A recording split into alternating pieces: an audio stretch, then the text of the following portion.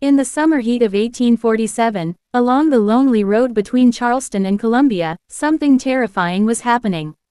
Men, young, healthy, and wealthy, were dropping dead in roadside inns. 17 deaths in only 8 months. All of them from sudden heart failure. All of them with a strange sweet smell on their breath. And in every room, without fail, the same chilling clue, a scattering of delicate white oleander petals. At first glance, it looked like bad luck, maybe disease, maybe the harsh conditions of the South Carolina low country.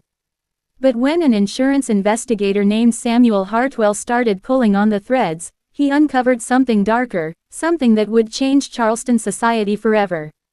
These were not accidents. They were murders. Cold, calculated, and carefully planned.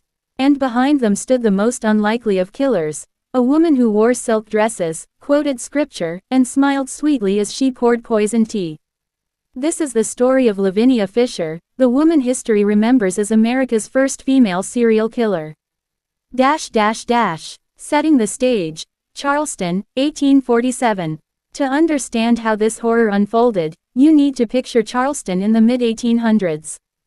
It was one of the wealthiest cities in the South, its streets lined with elegant mansions built from rice and cotton fortunes. Street, Michael's church steeple stood proudly over the city, Spanish moss hung like ghostly curtains from ancient live oaks, and on warm nights, the air carried both the scent of blooming jasmine and the salty tang of the sea.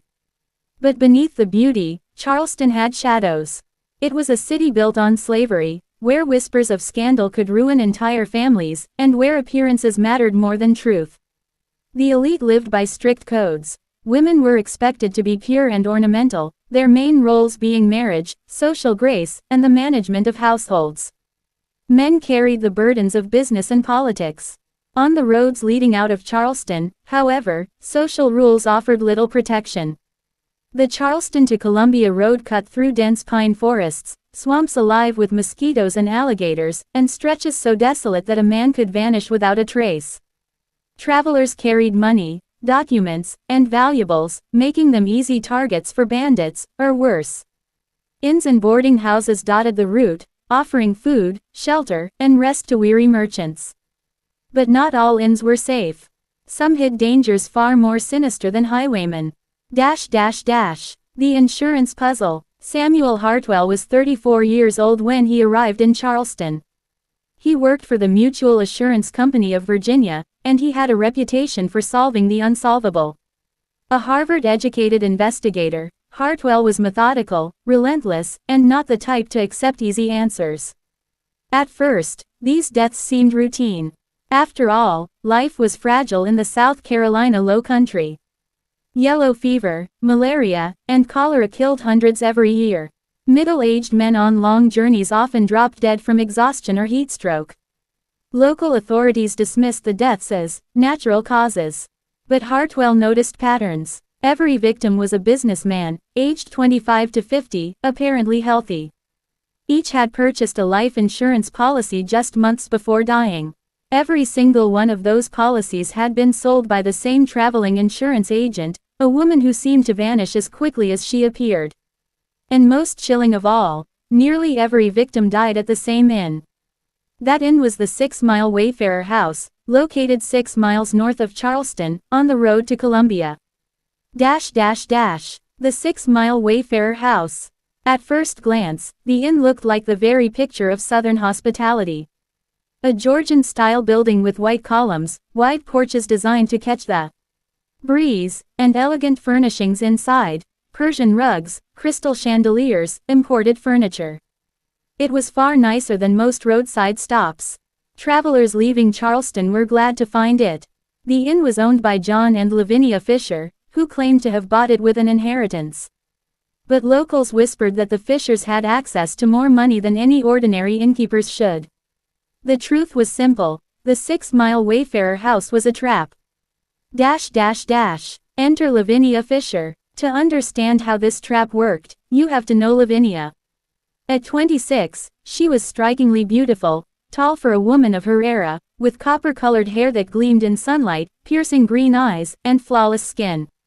But her beauty was only part of her weapon. She had charm, a dangerous kind of charm. Lavinia had the uncanny ability to make anyone she spoke to feel special, important, even loved. She remembered small details, your children's names, your business concerns, your struggles, and would ask about them months later as if she had carried them in her heart the whole time. She had the accent of Charleston's high society, the manners of a lady trained in grace, and a voice that could soothe even the most guarded traveler. Men trusted her instantly, and that trust was their downfall. Her husband, John Fisher, was the opposite, plain, short, stocky, forgettable. He blended into the background, unnoticed, unremarkable. Which made them the perfect pair. Lavinia dazzled the guests. John disposed of them. A deadly kind of hospitality. The Fisher Inn was well placed, 6 miles from Charleston, just far enough for travelers to want to stop and rest. Merchants arriving tired and dusty were welcomed by Lavinia's warm smile. She would offer them food, drink, and her special tea, claiming it soothed fatigue. But the tea was laced with poison. Guests who drank it grew weak, their hearts faltering as they drifted into an unnatural sleep. Many never woke again. Those who did sometimes stumbled into the night, only to collapse before reaching help. And every time, the story was the same. The man died suddenly of heart failure. His life insurance was paid out without question. Oleander petals, a flower both beautiful and deadly, were scattered in the room, as if mocking the idea of natural death. Hartwell's suspicion. By the time Hartwell began his investigation, 17 men were already dead. 17 families had buried husbands, fathers, and sons. And $85,000, an enormous sum in 1847, had been quietly collected in insurance payouts. Hartwell knew he was facing something far bigger than disease or coincidence. He was facing murder, organized and deliberate. And the closer he looked, the more one name appeared again and again, Lavinia Fisher. But Samuel Hartwell had no idea just how dangerous she truly was. Studio microphone, outro, building suspense for part 2. The 6-mile Wayfarer house wasn't just an inn. It was a hunting ground. And Lavinia Fisher wasn't just a hostess. She was a predator who had mastered the art of turning Southern hospitality into a weapon. In part 2, we'll follow Hartwell deeper into the mystery as he steps inside the Fishers' Inn for the first time, and uncovers the terrifying methods Lavinia used to lure her victims into the last night of their lives. So stay tuned, because this story is only just beginning. Checkmark word count. ~1000 adapted for smooth narration, with dramatic pacing for YouTube. Would you like me to continue writing all 10 parts in sequence, or would you prefer I first give you a structured outline of the 10 parts before we flesh them out? Lavinia Fisher, America's first female serial killer, Part 2. Studio microphone, hook. On Valentine's Day of 1847, a wealthy cotton merchant named Theodore Grayson checked into the 6-mile Wayfarer house. He expected a hot meal, a good night's rest, and an early start on the road to Columbia. Instead, within hours, he was dead, his body strangely peaceful, his breath carrying a sweet almond scent, and pink oleander petals scattered mysteriously across his room. It was the first death that truly caught the attention of insurance investigator Samuel Hartwell. And it was only the beginning. What unfolded over the spring of 1847 was a series of deaths so perfectly staged that doctors, judges, and businessmen alike all believed they were looking at coincidence. But Hartwell knew better. Something unnatural was happening at the 6-mile Wayfarer house. The Fisher reputation. To their neighbors, John and Lavinia Fisher were nothing but respectable. John was quiet, dependable, and endlessly hardworking. He kept the inn's grounds immaculate, with flower beds trimmed like a palace garden. He was also an excellent carpenter, often helping neighbors with repairs. To the community, he was the picture of reliability. Lavinia, meanwhile, was adored. Beautiful, intelligent, and generous, she organized sewing circles, donated to the church, and even nursed sick neighbors during a hurricane and a yellow fever outbreak. The Fishers weren't just innkeepers, they were social stars. No one wanted to believe such a couple could harbor dark secrets. That was exactly what made them so dangerous. The first death. Theodore Grayson. On February 14, 1847, cotton merchant Theodore Grayson stopped at the Wayfarer house. At 48, he was a successful businessman, carrying contracts and samples from his latest ventures in Charleston. The day had been unusually warm for February, and Grayson arrived exhausted. Lavinia herself greeted him at the door, a rare touch of elegance compared to other inns, where stable boys or servants usually met travelers. She offered him her special restorative tea, claiming it was a family recipe that cured fatigue. Grayson accepted. Witnesses later said he praised the tea's honey-like sweetness and floral taste. At first, it seemed to revive him. He laughed, told stories, and entertained fellow guests well into the evening. But as the night wore on, something changed. His speech slowed. His skin turned pale. By 9 o'clock, he clutched his chest, gasping for air. Lavinia played the role of the concerned hostess perfectly. She helped him to bed, instructed her husband John to fetch a doctor, and remained calm, too calm, for a woman watching a guest slip away. Dr. Pemberton's discovery. Charleston's respected physician, Dr. Reginald Pemberton, arrived near midnight. He found Grayson in critical condition, pupils wide, breath uneven, heartbeat irregular. And that strange almond scent filled the room, a telltale sign of poisoning. Despite the doctor's best efforts, Grayson died around 2 a.m. He looked strangely peaceful, lying as if asleep. No convulsions, no signs of pain. Just stillness. And on the floor, oleander petals. When asked, Lavinia dismissed them casually. She claimed they must have blown in from her garden, where she grew oleanders for their beauty. No one questioned her. After all, she was admired, trusted, loved. The death was ruled natural, and within weeks, Grayson's $5,000 insurance policy was paid to his partner. To most, the matter was closed. But Hartwell, months later, would see in this case the first thread of a carefully woven web. A disturbing pattern emerges. Theodore Grayson's death wasn't an isolated tragedy. It was the start of a disturbing pattern. March 1847. William Claiborne, a tobacco inspector from North Carolina, arrived at the Wayfarer house. Like Grayson, he drank Lavinia's tea, praised its flavor, then collapsed hours later. With chest pains, Dr. Pemberton arrived again, only to find another man dead in bed, with the same almond smell and the same oleander petals. April 1847. Edgar Beaumont, a respected land surveyor, checked in. His death followed the same pattern: tea, sickness, a peaceful sleep that was really death. May 1847. Two more men, James Rutledge, a rice planter, and Thomas Bellingham, a merchant from Columbia, died within a week of each other. Both after drinking Lavinia's tea. Both found in rooms with petals scattered on the floor.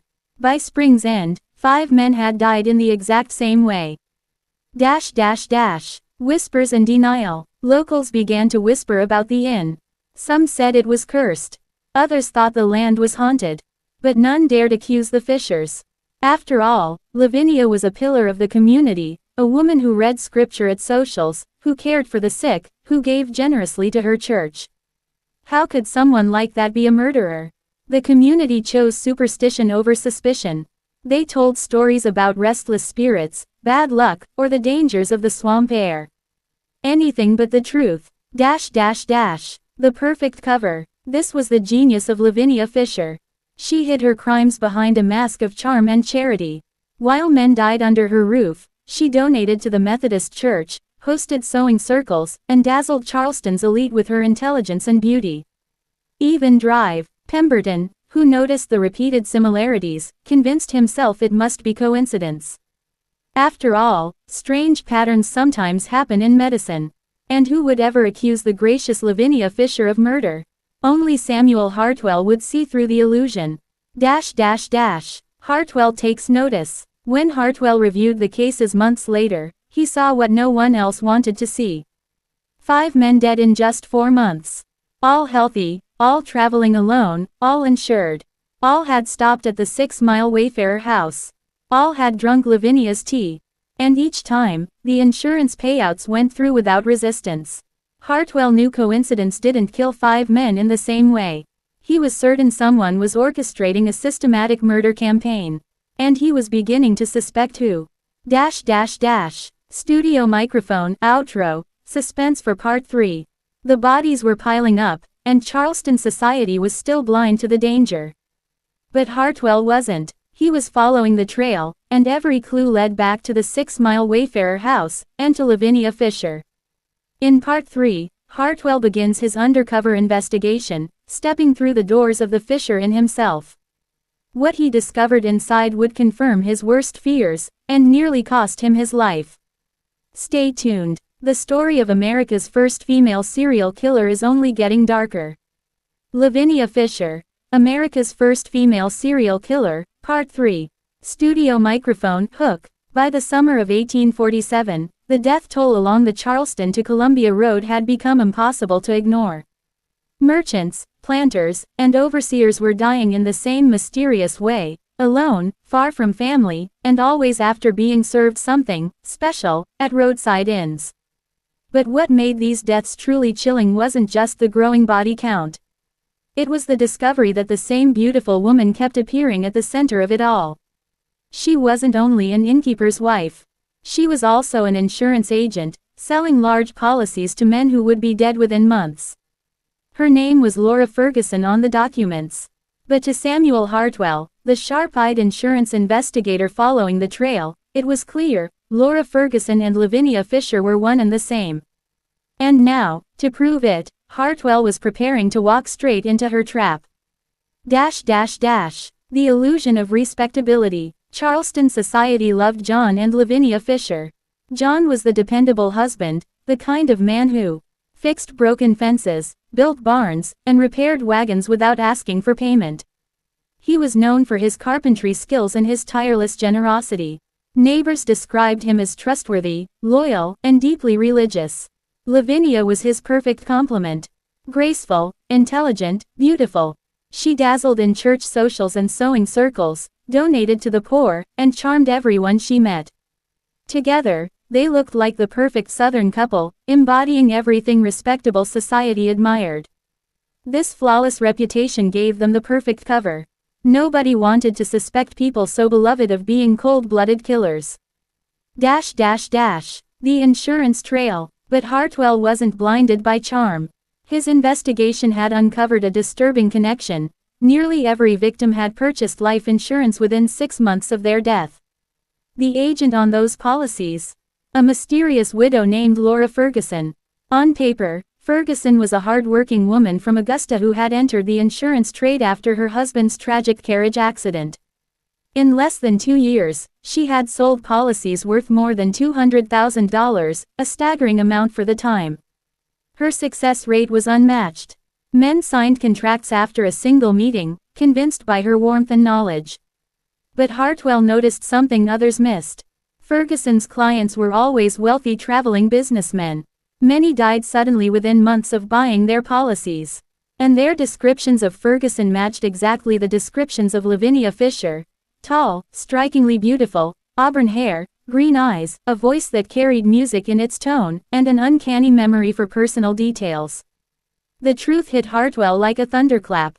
Lavinia wasn't just luring men to her inn, she was stalking them across the region, setting them up with insurance, and then orchestrating their deaths to guarantee payouts. A new wave of deaths. Hartwell's theory gained terrifying proof in June 1847, when 3 more men died in a single week. Daniel Thornton, a plantation overseer, met Laura Ferguson at a coaching inn in Orangeburg. She impressed him with her knowledge of crop yields and plantation management. Robert Sinclair, a cotton factor, encountered her at a Charleston coffeehouse.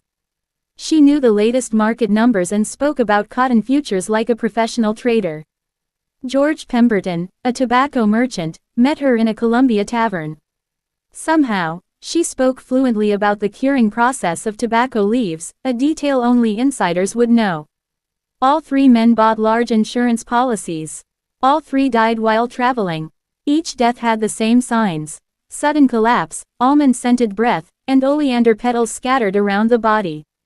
Worse, Each was carrying cash and documents that mysteriously disappeared after death. Local authorities blamed thieves who had robbed the corpses. But Hartwell knew this wasn't robbery. This was murder for profit, executed with military precision. Building a cover. Hartwell realized the only way to prove the Fishers' guilt was to go undercover. He would have to play the role of the perfect victim, wealthy, tired, traveling alone, insured, and vulnerable. He created a new identity. Samuel Henderson, a cotton broker from Richmond, Virginia. His fake story was airtight. He was in Charleston to make new business connections, carrying money and important contracts, and recently insured against the dangers of travel. In short, he was exactly the type of man Lavinia Fisher loved to target. The inn that waited. On a humid Thursday in late June, Hartwell arrived at the 6-mile Wayfarer house. The inn looked even grander than he expected. Its white columns gleamed in the sun, the windows shone, and the gardens overflowed with flowers, their scents mingling in the thick summer air.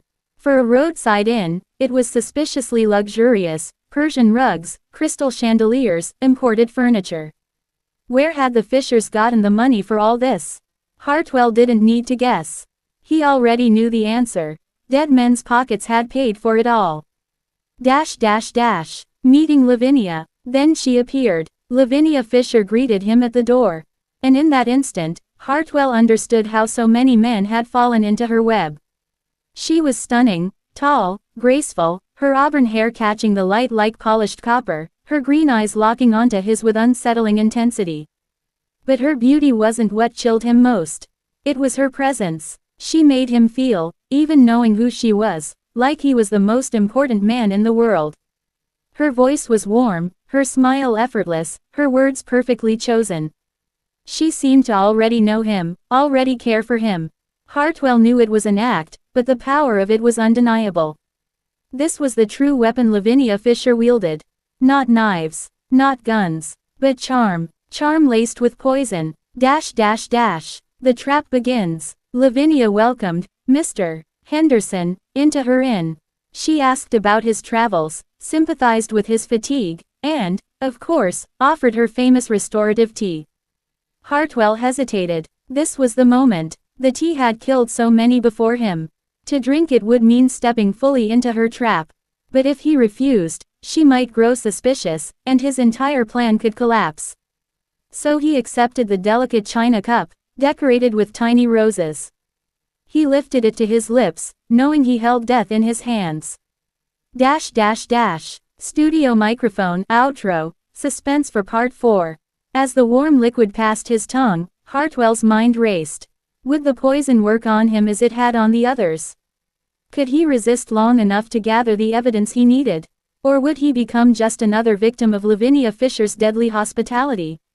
In part 4, we'll step into that fateful evening inside the 6-mile Wayfarer house, as Hartwell begins his most dangerous game, pretending to be a victim, while desperately trying not to become one. Checkmark word count. Approximately 1,000. Paste for narration, simple and suspenseful. Would you like me to keep building part 4 immediately, or would you prefer I create a 10-part outline first so you can see the full shape of the series before we keep going? Lavinia Fisher, America's first female serial killer, Part 4. Studio microphone, hook. Samuel Hartwell knew the steaming cup in his hand was more than just tea.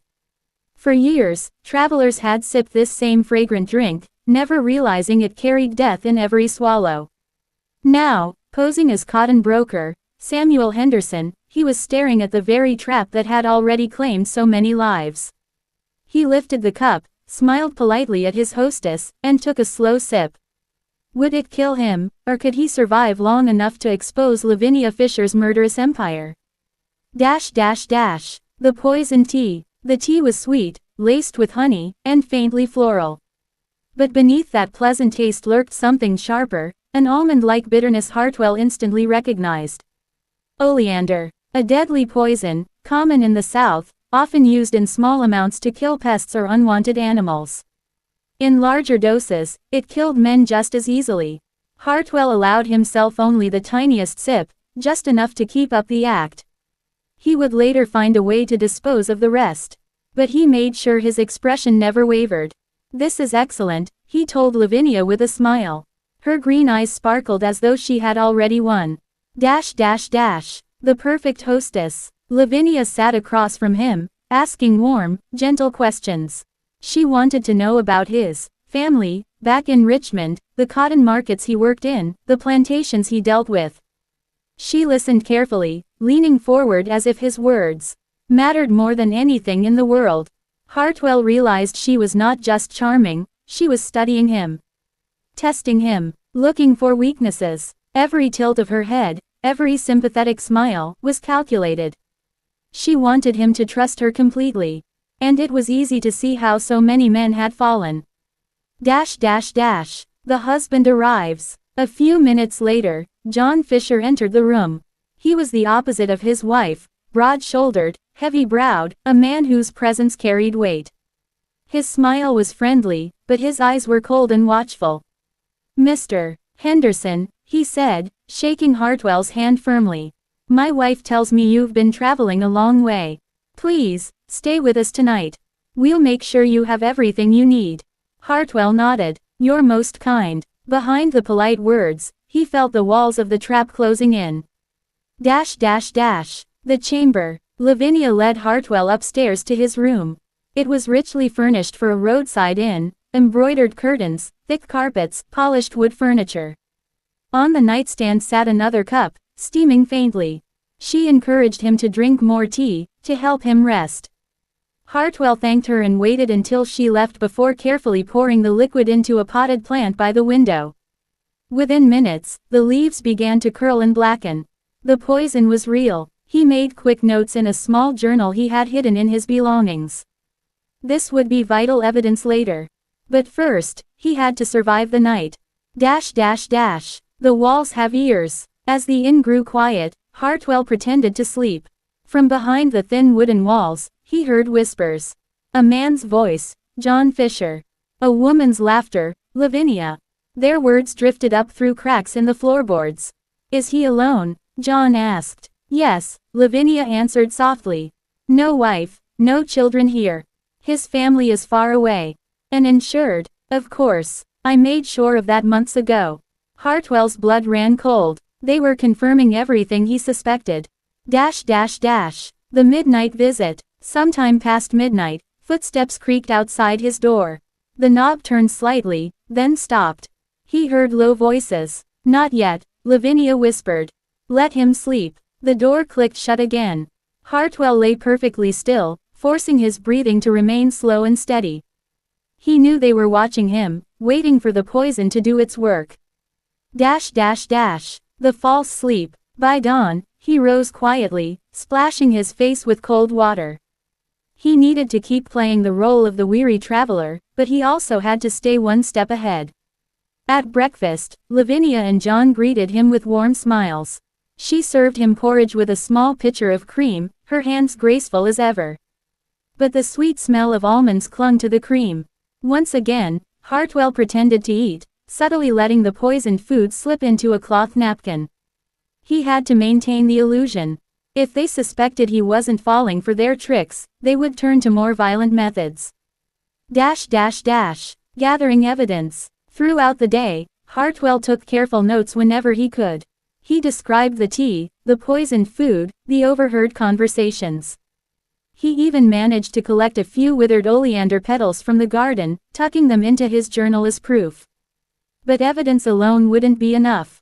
He needed to witness the full process, the way they targeted victims, prepared the poison, and stole their belongings.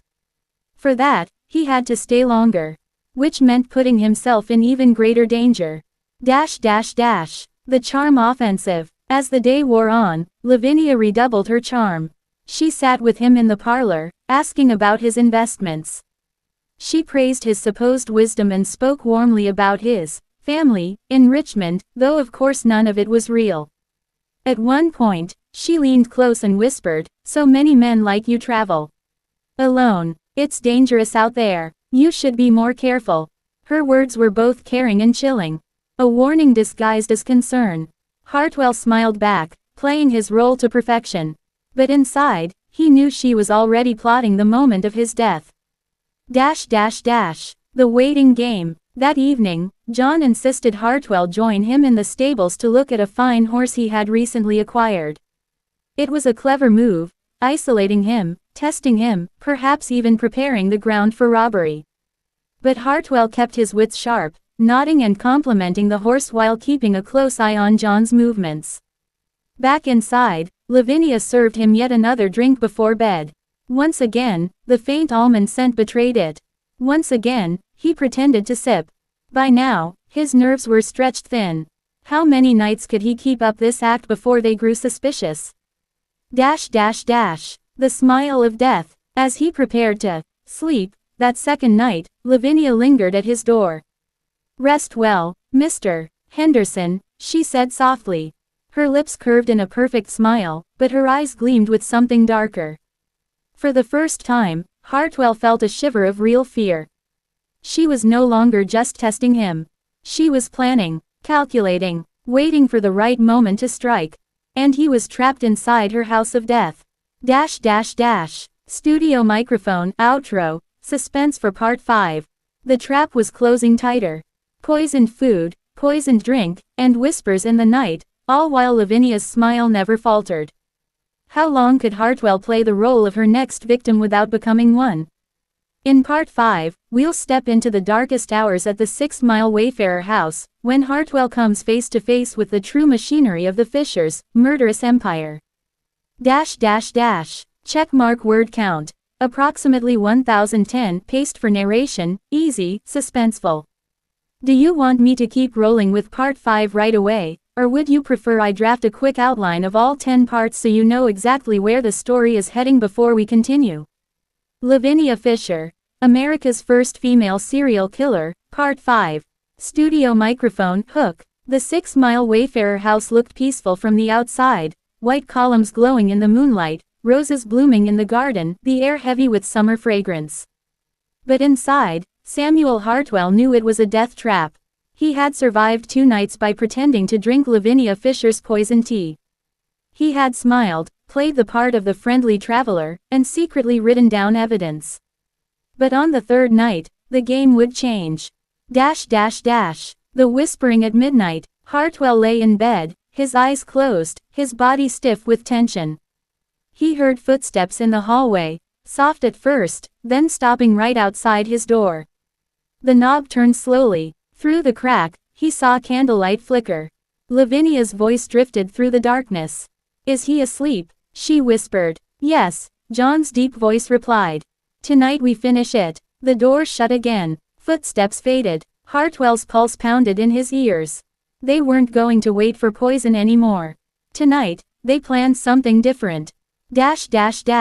A hidden door. Determined to discover their methods, Hartwell waited until the house fell silent. Then he rose from bed and lit a small lantern. As he inspected the walls, his eyes fell on something odd, a section of paneling beside the bed that looked newer than the rest. Running his fingers along the edges, he found a hidden latch. The panel slid open with a soft creak, revealing a narrow passageway. He stepped inside carefully. The passage smelled of damp earth and decay. At the end of the narrow corridor, stairs led downward. The cellar of secrets. Hartwell descended into the cellar. The air was thick and foul. Rats scurried in the shadows. His lantern revealed crates stacked against the walls, chests, half open, and piles of clothing. Men's clothing, boots, travel satchels, even wedding rings glinting in the dim light. These weren't random items, they were the stolen possessions of the murdered travelers. Hartwell's stomach turned, but he pressed forward. He opened one chest and found stacks of papers, life insurance documents, contracts, and letters addressed to grieving families.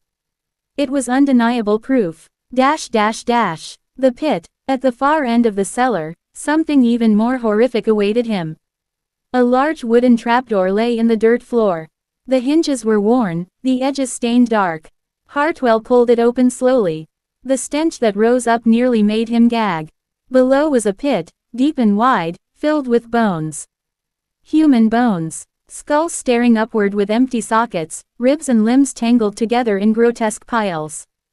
These were the men who had vanished along the Charleston-Columbia Road. Their final resting place was beneath the Fishers' Inn. Hartwell's hands shook as he wrote quick notes in his journal, his lantern flickering in the darkness. He knew now beyond all doubt, this wasn't just robbery. It was murder on an industrial scale. Dash dash dash. Footsteps above. Suddenly, he heard heavy footsteps above. Voices carried through the floorboards. "He's too quiet," John muttered. "I don't trust it." "Patience," Lavinia said smoothly. "The tea will finish him soon enough." Hartwell realized with a chill that they were speaking directly above the cellar, likely in his bedroom. If they discovered the empty cup, his act would be exposed. He quickly closed the trapdoor, replaced the crates, and crept back through the passageway. Dash dash dash. The brush with death. When Hartwell returned to his room, his heart nearly stopped. John Fisher was there, standing by the bed, holding the empty teacup. His eyes narrowed as he turned and saw Hartwell in the doorway. "You're awake," John said flatly. Hartwell forced a smile. "Couldn't sleep. The southern heat, you know." For a long moment, the two men stared at each other. John's grip tightened on the cup. Then, slowly, he set it down. "Get some rest," he said. His voice was calm, but his eyes were sharp and suspicious. Hartwell lay down again, feigning exhaustion, while John slipped out the door. But Hartwell knew, his cover was slipping. Dash dash dash. The fourth morning. At breakfast the next morning, Lavinia's charm had sharpened into something almost predatory. She watched Hartwell's every move, her smile too perfect. "Did you rest well?" she asked sweetly. "Very well," Hartwell lied. She leaned closer, her green eyes gleaming. "You look tired, Mr. Henderson. Perhaps you should stay another night. We wouldn't want you falling ill on the road." It wasn't a suggestion, it was a command. Hartwell nodded politely, hiding the dread that curled in his gut. Each extra night increased the danger, but leaving too soon might give away his secret. Dash dash dash. The traveler. That afternoon, salvation, or perhaps disaster, arrived in the form of another traveler. A tall man in his 30s, dressed like a plantation overseer, rode up to the inn. He introduced himself as James Carter, on his way to Charleston. Lavinia greeted him warmly, her smile glowing like sunlight. She offered him tea within minutes of stepping through the door. Hartwell watched in horror as Carter raised the cup to his lips. Dash dash dash. The intervention. Acting quickly, Hartwell coughed loudly and stumbled forward.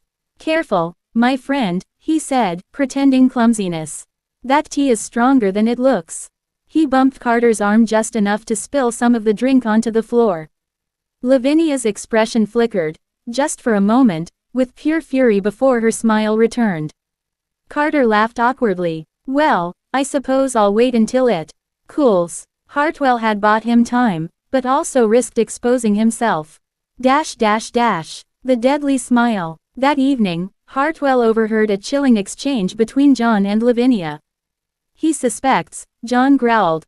"Perhaps," Lavinia replied smoothly. "But even if he does, what can he do? He is alone, and tonight, he won't leave this house alive." Hartwell's blood turned to ice. His time was up. Dash dash dash. The decision. Back in his room, Hartwell stared at his journal. It contained enough evidence to prove everything: the poison, the insurance fraud, the cellar of bones. But evidence meant nothing if he didn't survive to deliver it. He had two choices: escape into the night and risk being hunted, or stay one more night to gather even more proof and almost certainly die. Hartwell blew out his lantern, his mind racing. Downstairs, he heard Lavinia laugh, a sweet, musical sound that masked the horrors of the inn. And he knew, with a sinking heart, that the deadliest night was still to come. Dash dash dash. Studio microphone, outro, suspense for part 6. The walls of the 6-mile Wayfarer house were closing in. Lavinia's smile was sharper than a knife, John's patience was running thin, and Samuel Hartwell's life hung by a single thread.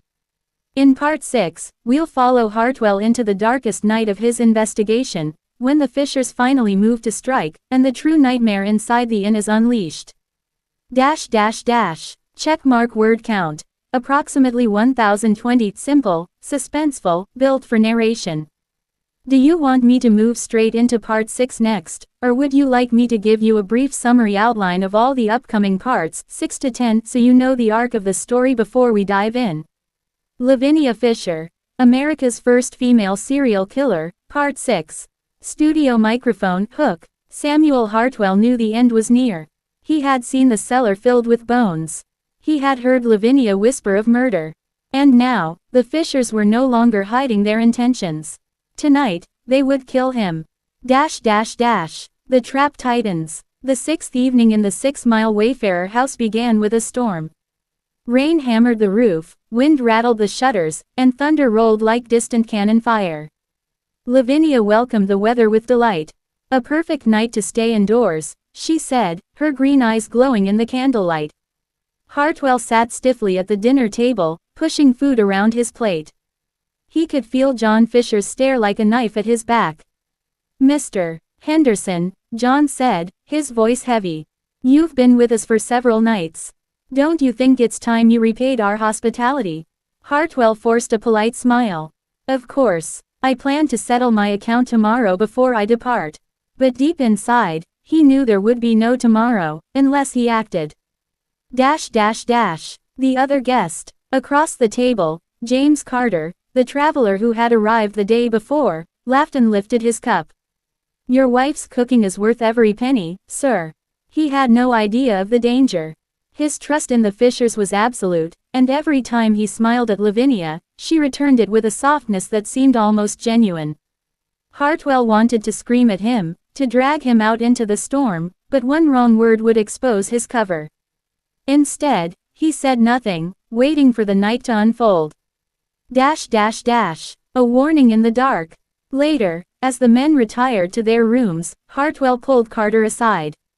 "You must leave," he whispered urgently. "Tonight. Don't drink their tea, don't close your eyes. Leave your belongings, just go."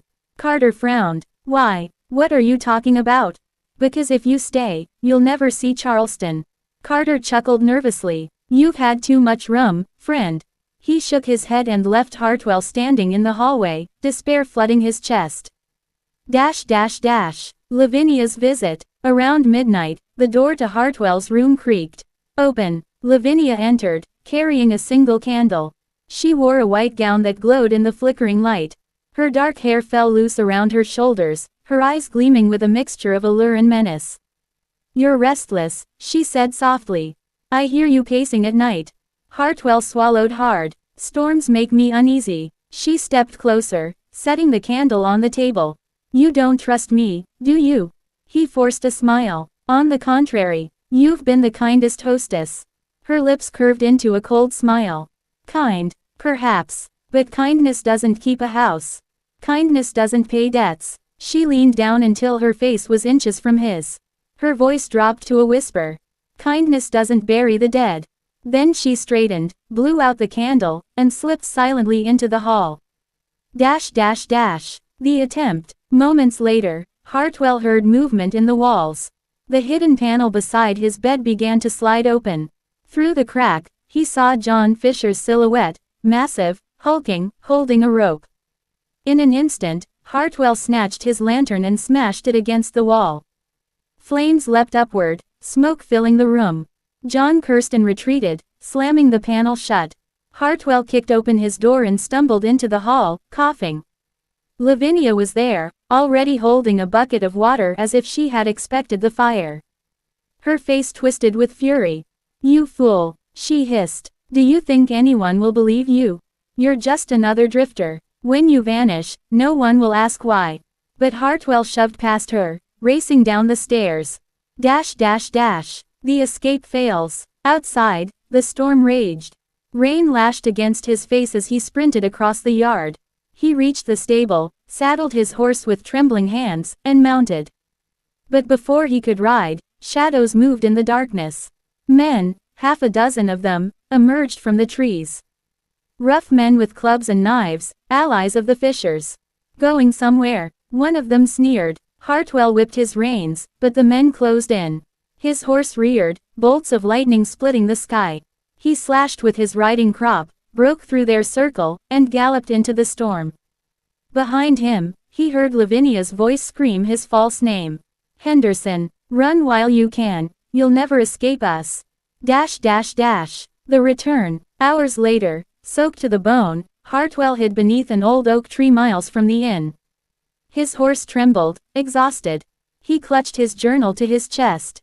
Inside was every note, every observation, every detail that could bring the Fishers down. But he faced a terrible truth: Charleston was still too far. His body was weak, his horse faltering, and the Fishers had allies across the countryside. If he tried to reach the city alone, he would not survive. So, against every instinct, he turned his horse back toward the inn.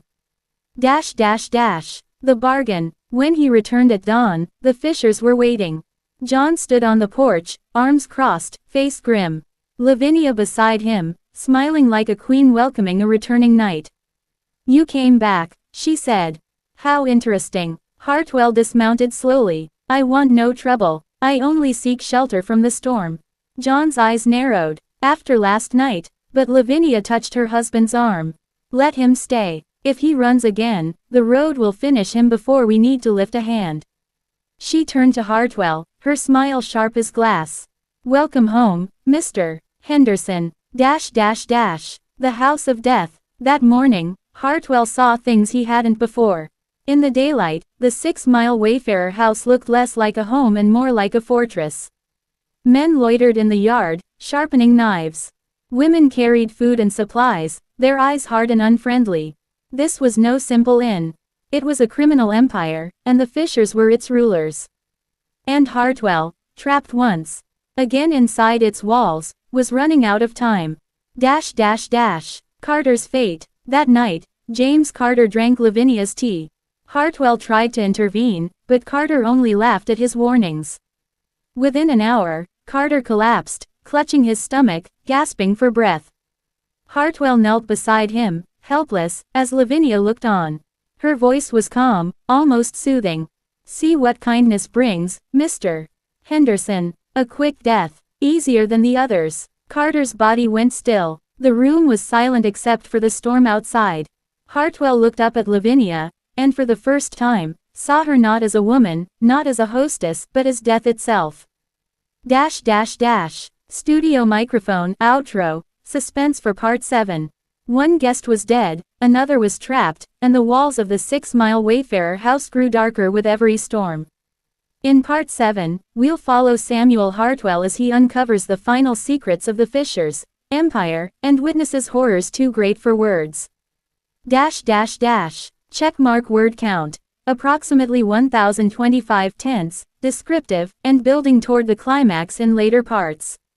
Do you want me to continue straight into part 7 next, or would you like me to pause and give you a quick story arc outline for parts 7 to 10 so you see where it's heading? Lavinia Fisher, America's first female serial killer, part 7. Studio microphone, hook. The 6-mile Wayfarer house was no longer an inn. It was a slaughterhouse. Samuel Hartwell had seen one man poisoned, dozens already buried.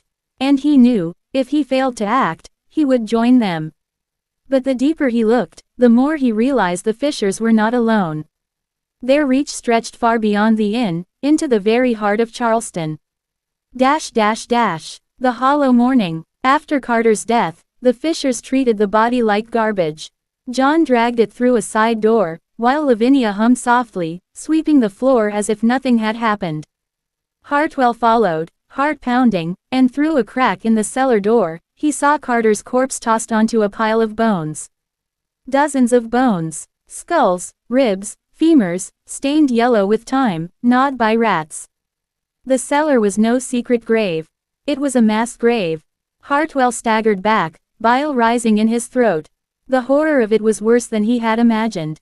This wasn't about robbery alone.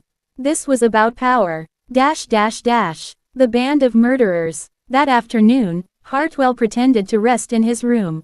But instead of sleeping, he listened. Outside, in the common hall, John Fisher met with the rough men Hartwell had seen before, the ones who had tried to catch him on the road. Their voices were low, but the storm carried sound through the cracks in the old wood. Another caravan will pass tomorrow, John said. Merchants from Charleston. We'll bleed them dry before they reach the city. And the sheriff? One of the men asked. He's already suspicious. Lavinia's voice drifted into the room, smooth as silk. The sheriff asks questions only when he's paid to ask. And we've paid him well. He'll look the other way. The men laughed. Glasses clinked. Plans were sealed. Hartwell's hands trembled. This wasn't just murder, it was organized murder. A network of thieves, killers, and corrupt officials. And Lavinia was at the center of it all. A whisper of the dead. That night, Hartwell could not sleep. Every creak of the house sounded like footsteps. Every gust of wind sounded like a dying breath. At last, he drifted into uneasy slumber. And then, he dreamed. He was in the cellar, standing among the bones. The skulls turned toward him, hollow eyes filled with sorrow. One voice rose above the rest, a whisper like leaves in the wind. Do not let her win. Hartwell jerked awake, drenched in sweat. But the whisper still lingered in his ears. Lavinia's charm. The next morning, Lavinia approached him in the garden. She wore a pale blue dress, her hair pinned neatly, her smile warm. You look unwell, Mr. Henderson, she said. Did you not sleep? Hartwell forced a nod. The storm kept me awake. She tilted her head, studying him.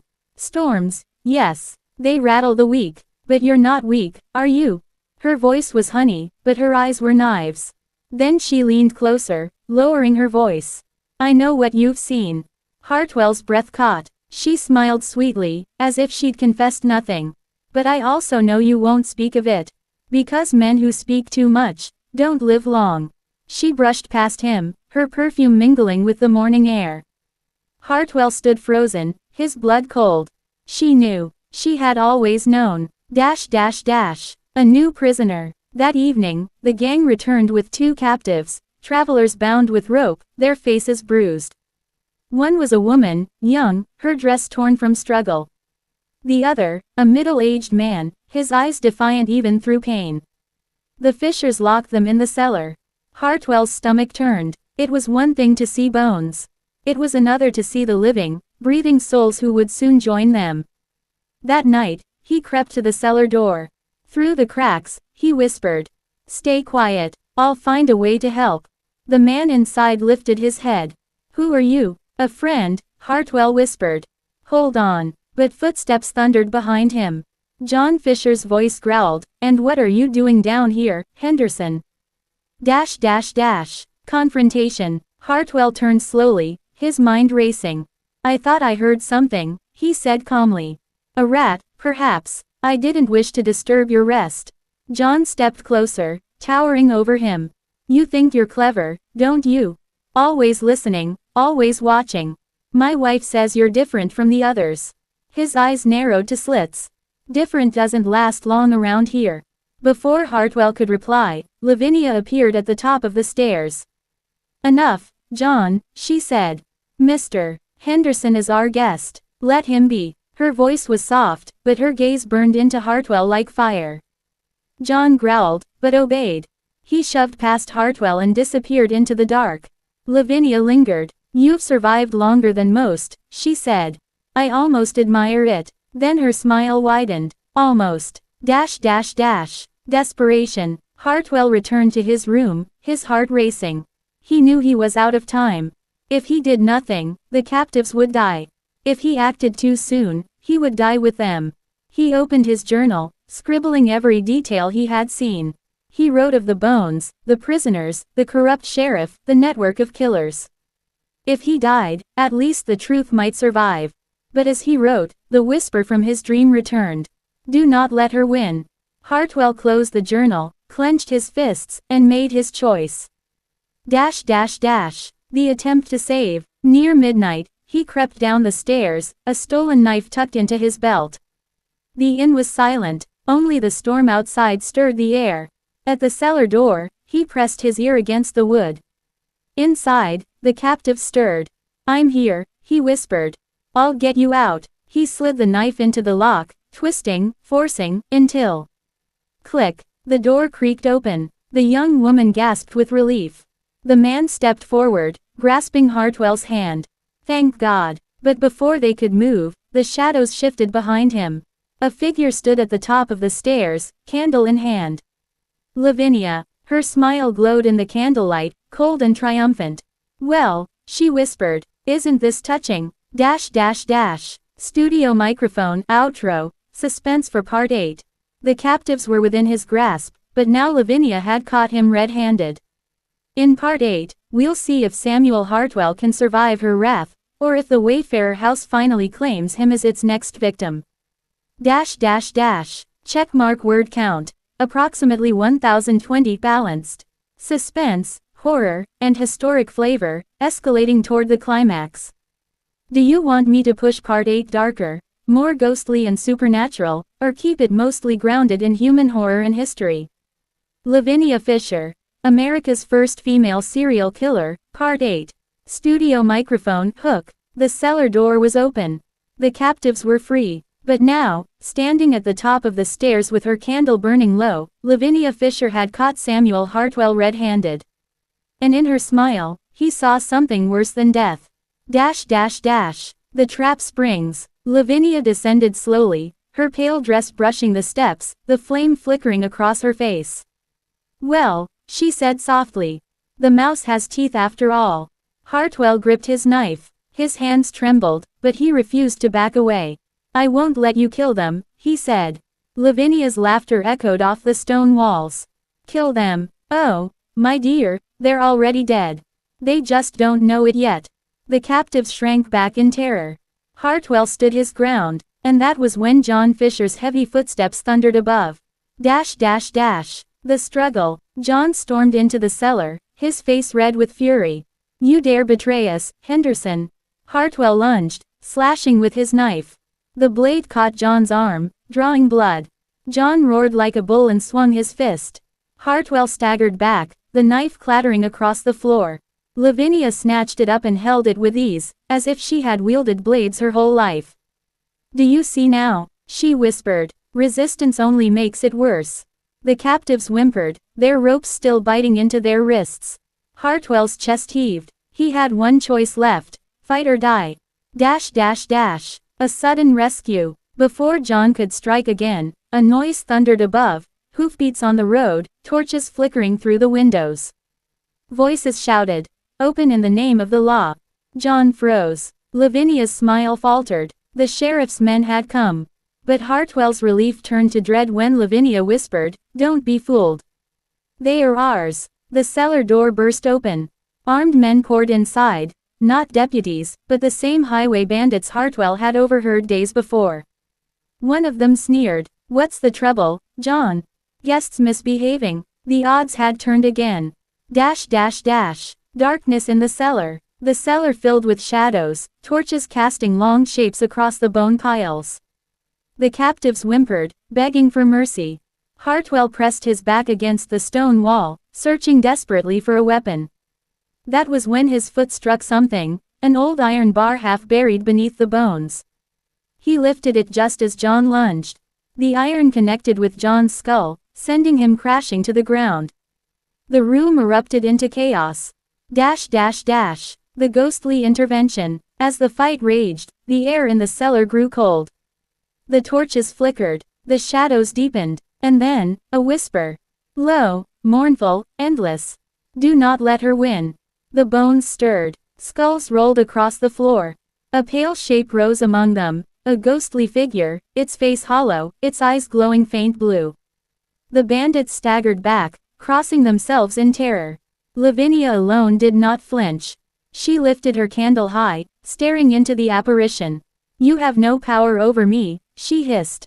These are mine. The ghost wailed, a sound so piercing it cracked stone. The candle sputtered. The cellar shook. Hartwell seized the moment. He cut the captives, ropes, dragging them toward the stairs. The escape attempt. The three scrambled up the steps, John groaning behind them, the bandits shouting, Lavinia screaming curses. They burst into the inn's hall, where overturned tables and spilled ale bore witness to years of wickedness. The storm outside howled louder than ever. Rain pounded the roof. Lightning split the sky. Hartwell, pushed the door open, and the three stumbled into the night. But the gang followed close behind. The road to Charleston. They fled down the muddy road, the freed captives stumbling, Hartwell pulling them onward. Behind them, torches flared, voices bellowed. Don't let them escape. The storm turned the road to rivers of mud. The captives slipped, dragged down by exhaustion. Hartwell urged them on, his lungs burning, his heart thundering. Charleston lay miles away, but if they could just reach the crossroads, perhaps they could find help. But as they rounded a bend, figures blocked the path. More bandits. Trapped.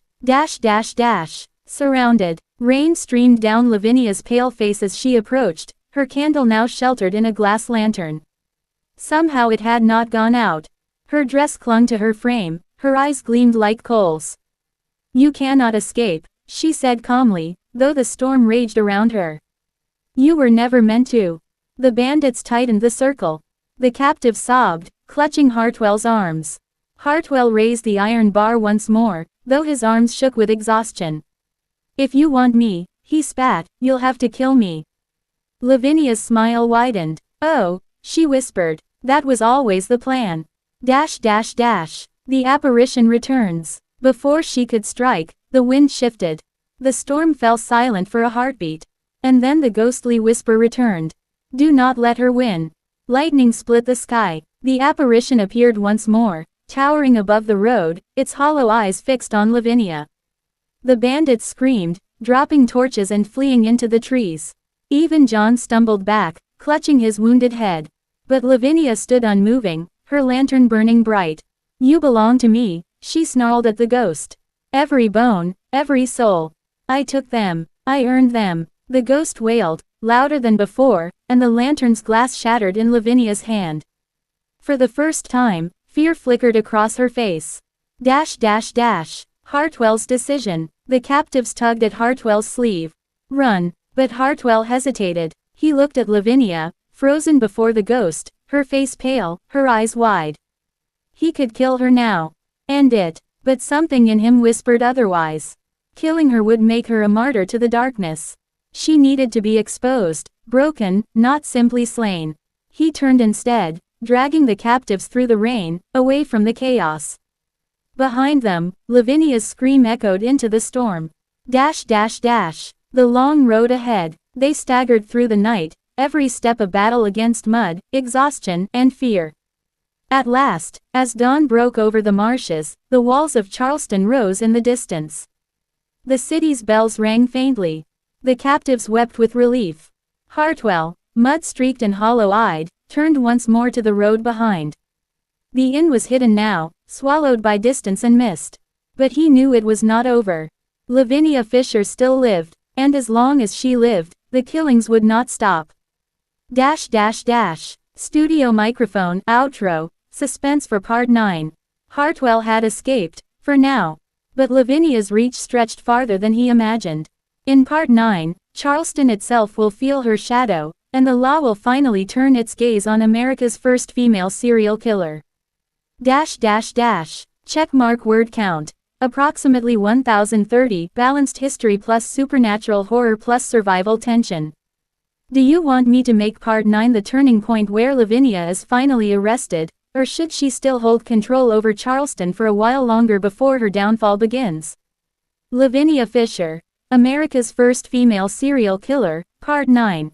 Studio microphone, hook. Dawn broke over Charleston. Samuel Hartwell had survived the night of terror at the 6 Mile Inn. But survival was not victory. Because Lavinia Fisher was still alive. And the city was about to feel her wrath.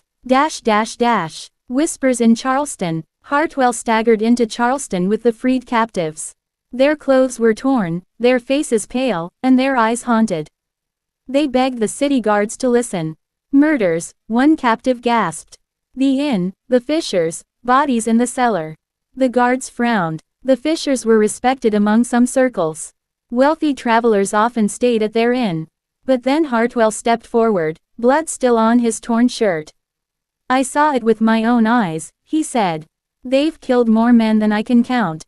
The guards exchanged uneasy glances. Something about his hollow gaze convinced them. The sheriff was summoned. For the first time, Charleston turned its eyes toward the Fishers. The Fishers, den grows silent.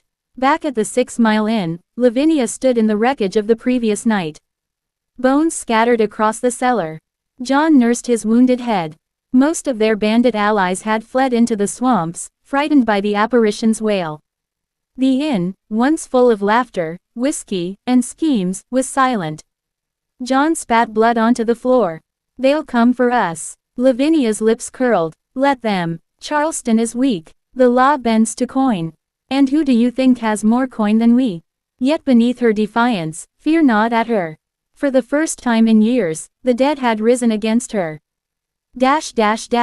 Charleston prepares. The sheriff gathered men. Muskets were cleaned. Horses saddled. Charleston's citizens, horrified by the captives' testimony, whispered of the Fishers' wickedness. Women crossed themselves at the market stalls. Sailors muttered of curses and ghosts. By nightfall, the sheriff rode with 20 armed men toward the 6 Mile Inn. Hartwell went with them, though dread clawed his heart. This ends tonight, he swore. The siege of the 6 Mile Inn. The riders reached the inn at midnight. Rain pattered softly, the storm finally spent. The building loomed dark and silent, its windows black. The sheriff raised his hand. Surround it. Men fanned out, muskets ready. Then, the door creaked open. Lavinia stood in the threshold, her white dress glowing in the moonlight, her eyes gleaming with something almost inhuman. You think you can take me? She whispered. You think muskets and chains can bind me? The men shifted uneasily. Then John appeared behind her with a pistol, firing into the night. The siege had begun. Blood and shadows. Gunfire shattered the silence. Muskets boomed, windows splintered. The sheriff's men rushed the door. Inside, chaos erupted. John fought like a cornered animal, firing wildly. Bandits, drawn back by greed or loyalty, joined the fight with knives and axes. But the strangest battle was not of steel. For in the cellar, the bones stirred again. Ghostly figures rose, whispering, crying, clawing at the walls. The dead themselves seemed to demand justice. Hartwell, musket in hand, froze at the sight of pale shapes drifting through the inn. One voice hissed in his ear, "Do not let her win." Lavinia's last stand. Through the smoke and screams, Lavinia stood at the top of the staircase, her hair wild, her dress soaked in blood. She held no weapon, yet none dared rush her. Her voice carried like a curse. These men were weak. They gave me their trust, their coin, their flesh. I gave them what they deserved. And I will give you the same. Lightning flared outside, illuminating her pale face. Some swore her eyes glowed red. Others claimed her shadow stretched like wings. The sheriff shouted, "Seize her." But when the men surged forward, the lanterns blew out at once. Darkness swallowed the inn. The capture. Screams echoed. Steel clashed. The ghostly whispers grew louder. Hartwell groped blindly through the dark, his hand striking rough wood. He fumbled for flint and steel, sparking a small flame. The light revealed Lavinia, just steps away, her face twisted in fury. For the first time, Hartwell saw fear in her eyes. The ghostly forms pressed closer, their hollow eyes fixed upon her. John tried to drag her away, but the sheriff's men seized him, pinning him to the ground. Hartwell raised his musket. "This is over," he said. The sheriff's chains clamped shut on Lavinia's wrists. She thrashed, shrieking like a banshee, her voice echoing far beyond mortal lungs. The inn shook. Plaster rained from the ceiling. And then, silence. The reign of Lavinia Fisher was broken. The trial. Days later, Charleston gathered to watch the Fishers stand trial. The courthouse overflowed with citizens eager to see justice. Witnesses testified.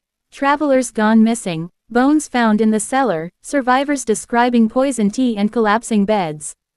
The sheriff himself described the night of the siege, the ghostly visions, the screams. John sat pale and sullen, refusing to speak. Lavinia, however, laughed. She mocked the judge. She sneered at the jury. "No cell can hold me," she declared. "No rope can bind me." Her defiance chilled the courtroom. But the verdict was inevitable. Guilty. Sentence. Death by hanging. Awaiting execution. The Fishers were dragged to the Charleston jail. Nights passed. Some guards swore they heard Lavinia whispering to unseen visitors. Others claimed shadows moved across her cell though no flame burned inside. John prayed, his spirit broken. But Lavinia only smiled. "They cannot kill me," she told Hartwell when he came to look upon her one final time. "The rope will snap. The earth will reject me. I will rise again, and I will come for you." Hartwell said nothing, but inside, dread coiled like a serpent. The final march approaches. As the appointed day drew near, Charleston grew restless. Crowds gathered in hushed anticipation. Some hoped her death would end the curse. Others feared it would unleash it fully. Hartwell could not sleep. He remembered the ghostly whispers, "Do not let her win." But he did not know whether Lavinia's death would be victory, or the beginning of something far worse. Studio microphone, outro, suspense for part 10. The gallows waited, the crowd gathered, and Lavinia Fisher, America's first female serial killer, was ready to face her execution. But death was not the end. In part 10, the rope will fall, and Charleston will never forget what followed. Checkmark word count. Approximately 1025. Historic trial plus horror atmosphere plus supernatural tension. Do you want me to make part 10 focus mainly on the execution scene and her final curse, or should it blend execution with post-death hauntings to end the saga on a chilling note? Lavinia Fisher, America's first female serial killer, part 10 final part. Studio microphone, hook, Charleston, 1820. The gallows stood waiting. The rope swayed gently in the breeze. And Lavinia Fisher, America's first female serial killer, smiled as though she had already won. The day of execution. On a cold February morning, Charleston gathered by the thousands. Merchants closed their shops. Farmers left their fields. Children clung to their mothers' skirts as the crowd surged toward the public square. The air buzzed with dread. No ordinary hanging had ever drawn such a throng. This was not just punishment. This was spectacle, because Lavinia Fisher had become something larger than life, monster, witch, legend. At the edge of the square, Samuel Hartwell stood among the masses. His heart pounded as he stared at the wooden scaffold. He had prayed for this moment. Yet deep within, he feared the dead woman would not stay dead. The prisoner emerges. The heavy doors of Charleston jail creaked open. John Fisher was dragged out first, his face pale, his body trembling. Shackles rattled as he stumbled forward. He muttered prayers under his breath, eyes downcast, shoulders slumped like a man already half buried. The crowd booed and spat. But then came Lavinia. She strode from the jail as if it were her palace, chains clinking like jewelry. Her white dress clung to her frame, her black hair wild in the wind. Her eyes burned with an unnatural fire. Gasps rippled through the crowd. Some swore her feet did not touch the ground. John's last breath. The hangman led John up the scaffold first. He turned to the crowd, his lips quivering. "I have sinned, may God forgive me." The rope was tightened around his neck.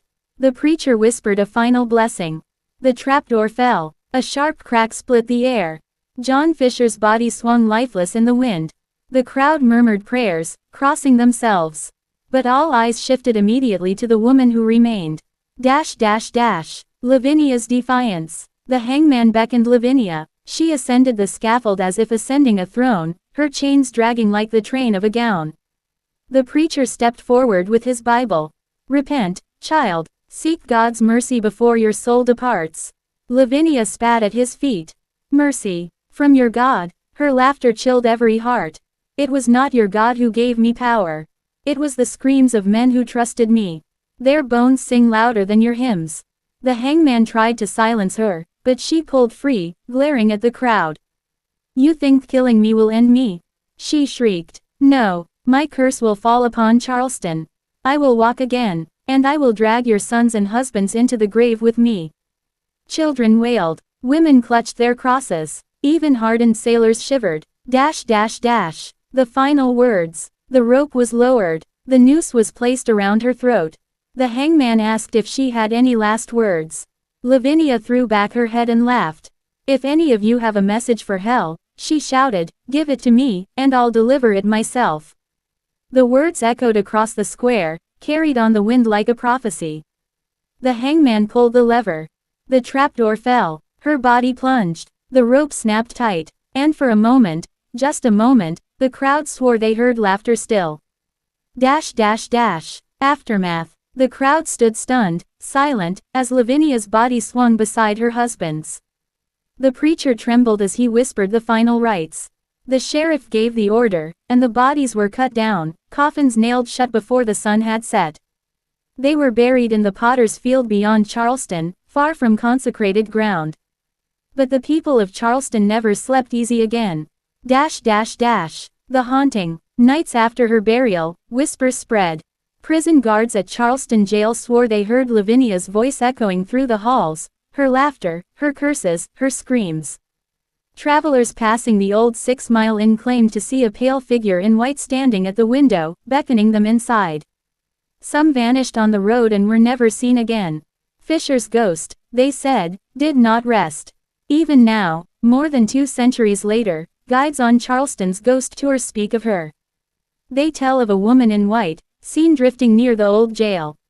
They say her face is twisted with fury, her eyes burning as they did the day of her execution. And those brave, or foolish, enough to linger near the gallows site at night have claimed to hear her voice. If any of you have a message for hell. Dash dash dash. Samuel Hartwell's final testimony. Samuel Hartwell lived many years after that dark winter. But he never returned to the 6 Mile Inn. In his old age, when asked about the Fisher case, he would grow silent. Then, with a trembling hand, he would cross himself and whisper, she did not die that day. Her body swung, yes. But her spirit is still here. And then he would refuse to speak further. Dash dash dash. The legend lives on. Lavinia Fisher's story did not die with her. It became a legend told in Charleston taverns, a warning whispered to travelers, a tale that grew darker with each retelling. Some call her a serial killer. Some call her a witch. Some call her the devil's bride. But one truth remains certain. She was the first woman executed in the United States for the crime of murder. And the last words she spoke still chill the blood of all who hear them. Dash dash dash. Studio microphone, outro, call to action. Thus ends the tale of Lavinia Fisher, America's first female serial killer. Her crimes, her curse, and her ghost still linger in Charleston to this day. If you felt the chill of her story, right finger, don't forget to like, share, and subscribe for more haunting histories. Speech balloon, drop a comment below. Do you believe Lavinia's ghost still walks Charleston? Because some say, if you whisper her name at night, you'll hear her laughter in the dark.